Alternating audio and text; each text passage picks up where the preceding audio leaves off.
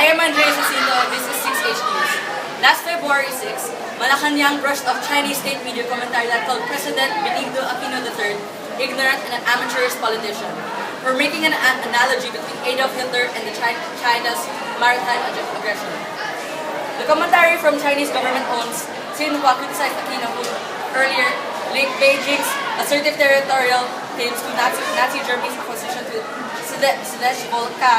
Sudetenland in an interview with the New York Times. Aquino said in an interview that it should be remembered that the world powers agreed to give Sudetenland to Nazi Germany in an attempt to prevent Hitler from demanding more territories across Europe. To learn more, we have Simon Ang, the Presidential Communications Operations Office Secretary, Sonny Coloma.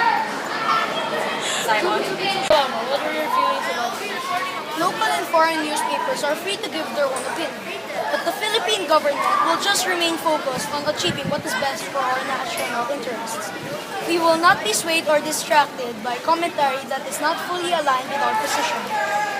The President only wanted other nations to acknowledge the lessons from history to achieve a certain amount of solidarity, in order to ensure that the principles of rule of law will be held.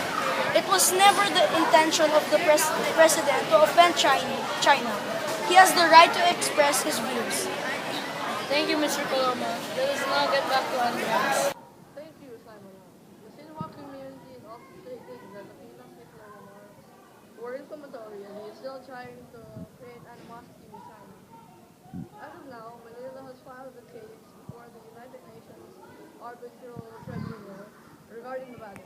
That is all for today. This is Emil Beaton from 6H News bidding you goodbye to